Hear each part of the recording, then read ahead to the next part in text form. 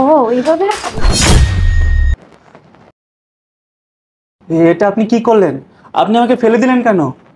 এই ল্যাংড়ার বাচ্চা ল্যাংড়া, প্রতিবন্ধীর বাচ্চা প্রতিবন্ধী, তোর এত বড় স্পর্ধা! তুই নিজের পায়ে নিজে দাঁড়াইতে পারস না, নিজে কন্ট্রোল রাখতে পারস না, আর তুই কি না আসছস আমারে বিয়ে করতে? আপনার মায়ের কাছে আমি শুনেছিলাম আপনি অনেক ভালো, সুশীল, ভদ্র মেয়ে। তবে আমি এখানে এসে দেখলাম যে আপনি একজন অহংকারী, দেমাগী একজন মেয়ে।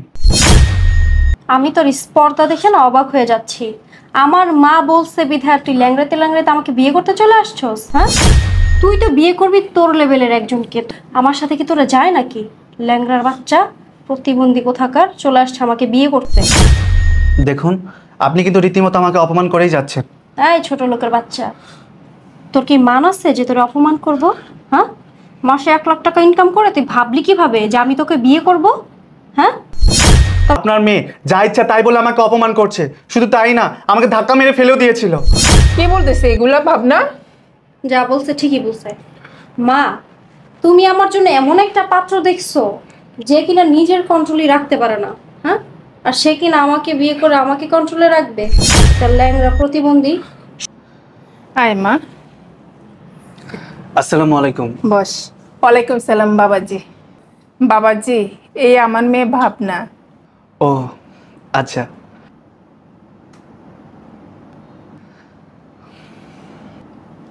তা মা, এই তোমার সেই ভালো সুযোগ্য পাত্র? বাবা, তুমি আমার মেয়েকে কিছু জিজ্ঞেস করতে চাইলে জিজ্ঞেস করতে পারো। না আন্টি, আর কি জিজ্ঞেস করব? আপনার মেয়ে, আপনি তো বলেছেনই সব কিছু, কিছু জিজ্ঞেস করার নেই। আপনার কিছু জানা না থাকতে পারে, কিন্তু আমার অনেক কিছু জানা এবং বোঝার দরকার আছে। হ্যাঁ অবশ্যই, কি জানতে চান বলুন। সমস্যা নাই, আপনার যা জানার আপনি আমাকে জিজ্ঞেস করতে পারেন। আসলে আমার তো কেউ নেই। আমার সাথে যদি কোনো মুরব্বী মানুষ থাকতো তাহলে অবশ্যই তারা উত্তর দিতে পারতো। আপনারা আমাকে বলতে পারেন। ঠিক আছে বাবা, তোমরা তো এই যুগের ছেলে মেয়ে, তোমাদের তো অনেক কথাই থাকতে পারে। তোমরা দুজন কথা বলো, আমি একটু আসতেছি। মা, তুমি কথা বলো। আচ্ছা, আপনি করেন কি? এই তো ছোটোখাটো একটা ব্যবসা করি। ও, ছোটখাটো একটা ব্যবসা। তা আপনার মাসে কত টাকা ইনকাম হয়? কতই আর হবে, সব মিলিয়ে 1 লাখ টাকার মতো। মাত্র 1 লাখ টাকা? এই যুগে 1 লাখ টাকা দিয়ে কিছুই হয় না, আবার আসছেন বিয়ে করতে। আচ্ছা এবার বলেন, আমি শুনছি আপনার পায়ে সমস্যা, আপনি কি জন্মগতভাবেই ল্যাংড়া? না না, কি বলছেন? জন্মগতভাবে কেন ল্যাংড়া হবো? আসলে ব্যবসা প্রতিষ্ঠান থেকে আসার পথে হঠাৎ করে আমার একটা অ্যাক্সিডেন্ট হয়ে যায়। তারপরই পায়ের মধ্যে চোট খাই আর পাটা ল্যাংড়া হয়ে যায়। তবে ডাক্তার বলেছে 3-4 মাস আমি যদি রেস্ট করি তাহলে পাটা ঠিক হয়ে যাবে। আচ্ছা, আপনি নিজের পায়ে দাঁড়াতে পারেন, হাঁটতে পারেন তো? হ্যাঁ, দাঁড়াতে কেন পারবো না? এই তো লাঠির উপর ভর করে দাঁড়াতে হচ্ছে আর কি। ও আচ্ছা, তাই না? আচ্ছা আপনি এক কাজ করুন, একটু দাঁড়িয়ে আমাকে হেঁটে দেখান তো। হ্যাঁ শিওর।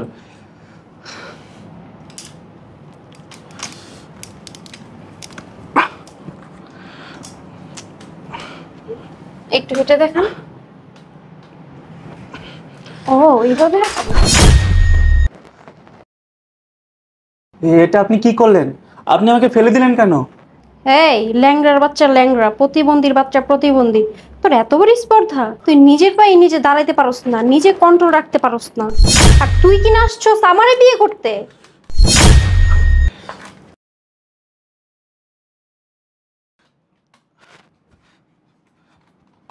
আপনার মায়ের কাছে আমি শুনেছিলাম আপনি অনেক ভালো, সুশীল, ভদ্র মেয়ে। তবে আমি এখানে এসে দেখলাম যে আপনি একজন অহংকারী, দেমাগী একজন মেয়ে। আমি তোর স্পর্ধা দেখে না অবাক হয়ে যাচ্ছি।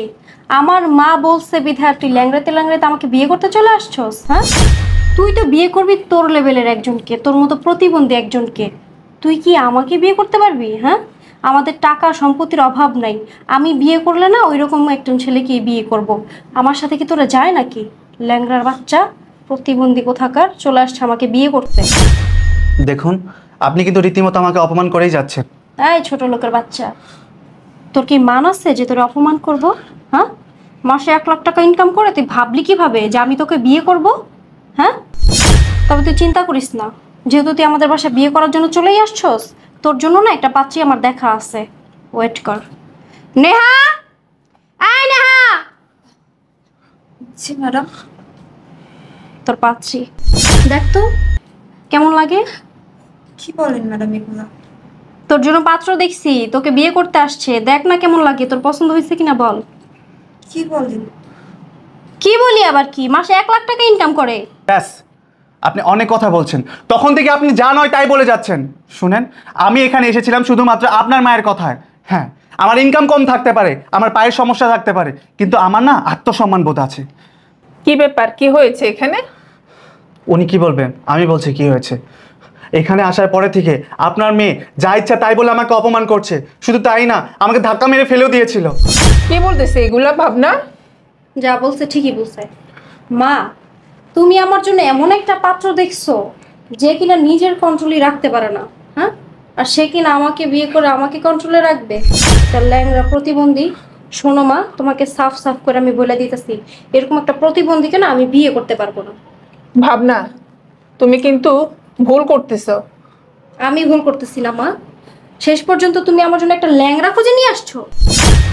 আন্টি, শুধুমাত্র আপনি বলাতে আপনার মেয়েকে দেখতে আমি এখানে এসেছিলাম।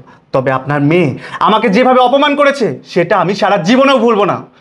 তবে এর উত্তর আমি এখন দেব না, একদিন আমারও সময় আসবে, সেদিন আমি এর উচিত জবাব দেব। আন্টি, আমি এখান থেকে চলে যাচ্ছি।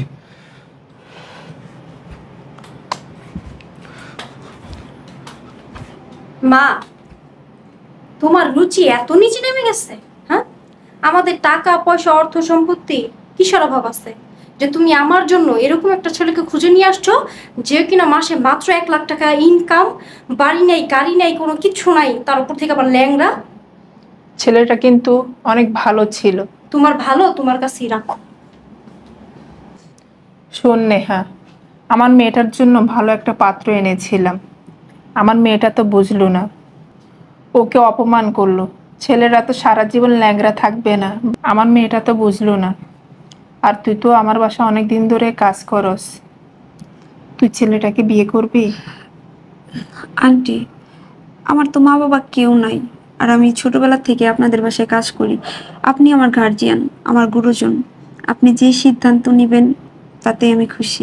খালা, আমার তো এই পৃথিবীতে কেউ নাই, তার উপরে আমি আবার গরিব। ওই ছেলে কি আমাকে বিয়ে করবে?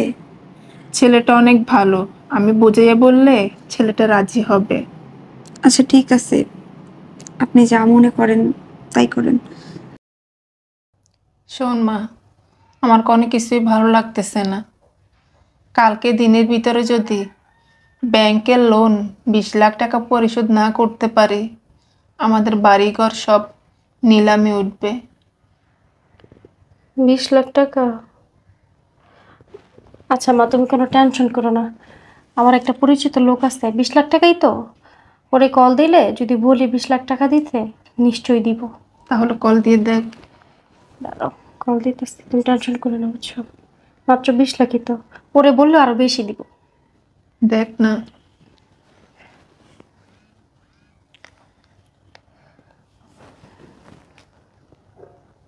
Hello baby. হ্যাঁ বলো। কি করতেছ? এই তো অফিসে। আচ্ছা শোনো না, একটা হেল্প করতে পারবা? কি বলো? আরে তুমি তো জানোই আমাদের বিজনেস এখন অবস্থা খুবই খারাপ। আম্মু ব্যাংক থেকে 20 লাখ টাকা লোনও নিছিল। এখন ব্যাংকওয়ালারা আমাদেরকে সময় দিচ্ছে, আগামীকালের ভিতরে যদি এই 20 লাখ টাকা লোন পরিশোধ না করি তাহলে আমাদের বাড়ি নাকি নিলামে উঠবে। তুমি 20 লাখ টাকা দিতে পারবে আমাকে? আমার কাছে এই মুহূর্তে টাকা পয়সা নেই। কি বলো, তোমার বিজনেস তো খারাপ যেতেছে না? তা আমার বিজনেস ভালো আছে দেখে কি আমি তোমাকে টাকা দিতে হবে নাকি? তুমি এভাবে কথা বলতেছো কেন? তাহলে কিভাবে কথা বলবো তোমার সাথে? তুমি দেখো না, একটু ট্রাই করো না, তুমি চাইলে পারবা। আমি তোমার সাফ সাফ বলে দিতেছি, আজকের পর থেকে আমাকে কোনোদিন আর ফোন দিবা না, আমি তোমার নাম্বার ব্ল্যাক লিস্টে ফালাই দিব। কি বলতেছো তুমি এগুলা? হ্যাঁ, আরেকটা কথা শুনে রাখো, তোমার সাথে টাইম পাস করছি, সময় কাটাইছি, মজা করছি, ফুর্তি করছি, ওই তৈরি শেষ। এর বাইরে আর কিছুই না। তুমি আমাকে আর কখনো ফোন দিবা না। কি বললা তুমি? আমার সাথে চিট করছো? চিট কি করছি? তুমি আমার কাছে আইছো, আমি তোমার কাছে গেছি, শেষ। তোমাকে তো আমি দেখা নিব। এই যা পারো কইরো, তুমি আর কোনোদিন আমার ফোন দিবা না, রাখো। ফোন রেখে দিছে। কিরে মা, কি বললো? মা, ও তো আমার সাথে বেইমানি করছে। ওর সাথে আমার সম্পর্ক ছিল। 20 লাখ টাকা দাও তো দূরের কথা, ও বলতেছে আমার সাথে নাকি সম্পর্কই রাখবে না। শোন মা, বিপদে পড়লে মানুষ চেনা যায়। তাহলে এখন কি করব মা? ব্যাংকের লোন কিভাবে পরিশোধ করব আমরা? শোন, তোকে এই কার্ডটা দিচ্ছি, এই ঠিকানায় তুই গিয়ে যোগাযোগ কর একবার। এটা কার কার্ড মা? আর আমি গেলে কোন টাকা দিবে? হ্যাঁ, অবশ্যই দিবে, আমার বিশ্বাস আছে। এতগুলা টাকা? আচ্ছা আর- ঠিক আছে, তুমি যেহেতু বলছো আমি অবশ্যই যাব। আচ্ছা তুই যা, আর আমার ফোনে নাম্বার সেভ আছে কিনা দেখি, আমি কল করে বলে দিব। তাহলে আমি এখনই যাই। হ্যাঁ? যা মা, আর দেরি করিস না।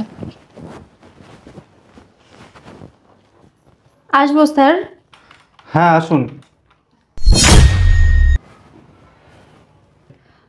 কি রে নেহা, তুই এখানে? তোর তো দেখছি পুরো গেটআপই চেঞ্জ হয়ে গেছে।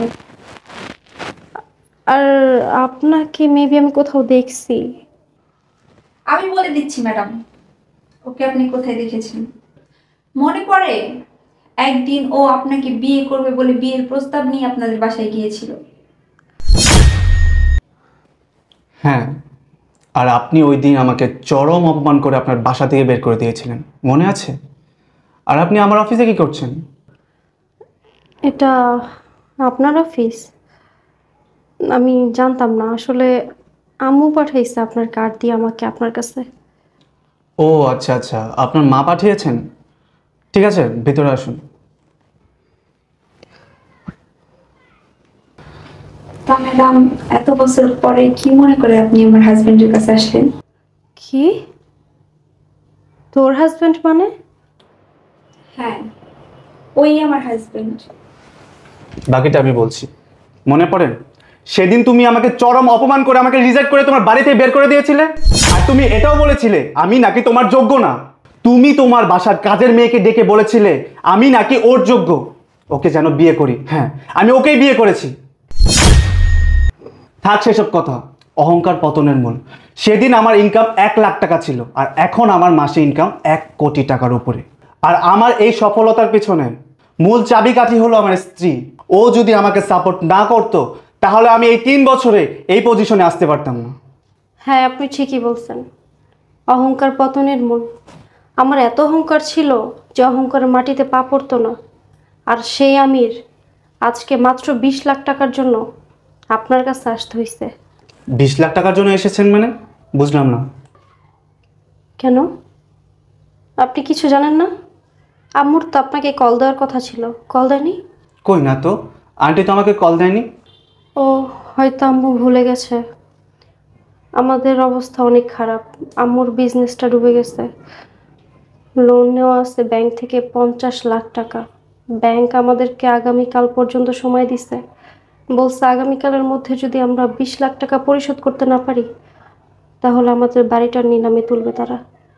আর এই 20 লাখ টাকা আম্মু বা আমি কোনো জায়গা থেকে ম্যানেজ করতে না পেরা শেষে আম্মু আমাকে আপনার কাছে পাঠিয়েছে। আপনি যদি আমাদের এই বিপদের সময় মাত্র 20 লাখ টাকা দিয়ে সাহায্য করেন তাহলে আপনার কাছে আমরা সারা জীবন কৃতজ্ঞ থাকব। শুনেন, আপনার মাকে আমি সম্মান করি, শ্রদ্ধা করি। আসলে আমার মা বাবা কেউ বেঁচে নেই তো, ওনাকে আমি সম্মান করি। ওনার কথা দিতে কিন্তু আপনাদের বাসায় গিয়েছিলাম শুধুমাত্র আপনাকে দেখতে।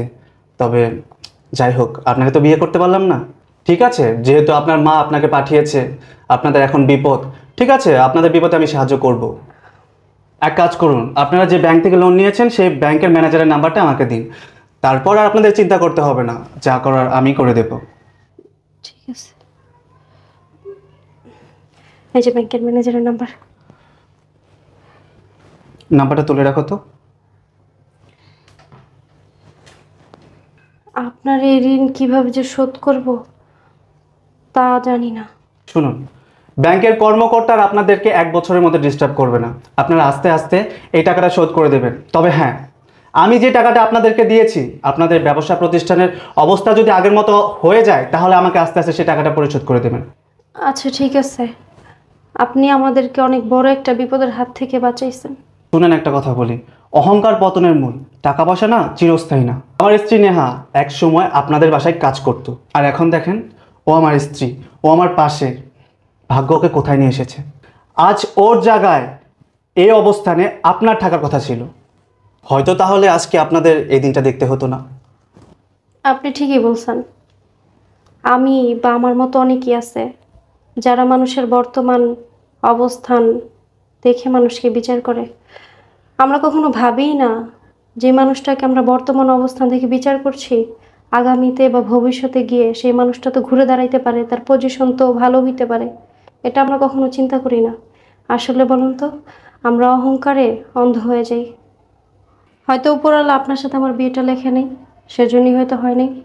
আচ্ছা, আমার আগের সব কথার জন্য, আমার ব্যবহারের জন্য আমি দুঃখিত, লজ্জিত।